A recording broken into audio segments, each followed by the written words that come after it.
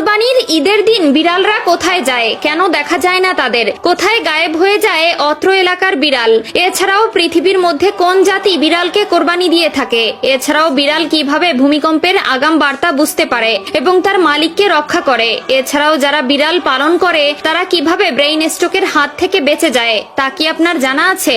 এমনকি রাসূলুল্লাহ সাল্লাল্লাহু আলাইহি ওয়াসাল্লাম আজ থেকে 1400 বছর আগে এই বিড়াল সম্পর্কে কি বলে গিয়েছিলেন সেটা কি আপনার জানা আছে? প্রিয় দর্শক, আজকের এই ভিডিওটি অতীব গুরুত্বপূর্ণ হতে চলেছে।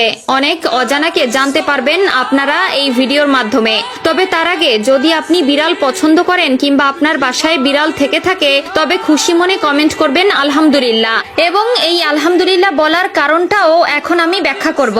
প্রিয় দর্শক, আমরা সকলেই জানি প্রিয় নবী সাল্লাল্লাহু আলাইহি ওয়াসাল্লাম বিড়াল ভালোবাসতেন।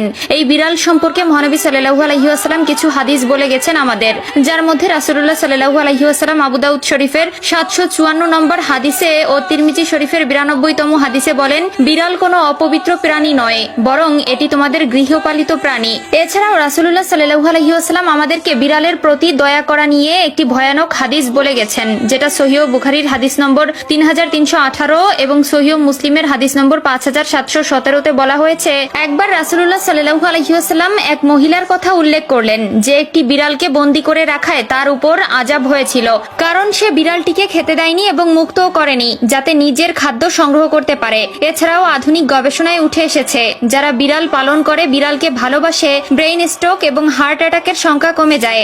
এছাড়াও বিজ্ঞানীরা বলছেন বিড়ালের শ্রবণ শক্তি অন্য সকল প্রাণী থেকে একটু প্রখর, যার মাধ্যমে তারা অনেক দূরের জিনিসও খুব সহজে শুনতে পারে। এমনকি যদি ভূমিকম্প হয় তার 10 থেকে 15 মিনিট আগে ভূপৃষ্ঠের তলের প্লেটের বিন্দুমাত্র শব্দও তারা শুনতে পায়, যার ফলে তারা আগে থেকেই সাবধান হয়। আধুনিক বিজ্ঞান গবেষণা করে আরো পেয়েছে যে যারা অল্পতেই নেগেটিভ মাইন্ডেড হয়ে পড়ে তাদের সামনে যদি সেই সময় কোনো বিড়াল ছেড়ে দেওয়া হয় কিংবা সেই ব্যক্তির পোষা বিড়াল থেকে থাকে তবে সেই বিড়ালের দিকে তাকালেই নেগেটিভিটি কেটে যায়। এছাড়াও যারা কালো জাদু করে বা কালো জাদু অধ্যয়নরত অবস্থায় থাকে তারা তাদের এই শক্তিকে বৃদ্ধি করার জন্য কালো রঙের কোনো বিড়াল পেলেই সেটি কোরবানি করে দেয়। তাদের বিশ্বাস এটি কালো জাদুকে আরো প্রখর করে তোলে এবং কোরবানির ঈদের দিন তেমন একটি বিড়াল দেখা যায় না। এর কারণ হলো বৈজ্ঞানিক গবেষণায় উঠে এসেছে যে বিড়ালের খাদ্য হজম শক্তি কম থাকায় আঁশ জাতীয় খাদ্য হজমে বেগ পেতে হয়, যার ফলে কোরবানির ঈদের কয়েকদিন মাছ মাংসের হাড়গোড় এমনকি মাংস অত্যাধিক পরিমাণে খাবার ফলে তাদের বমি সহ বদ হজম হয়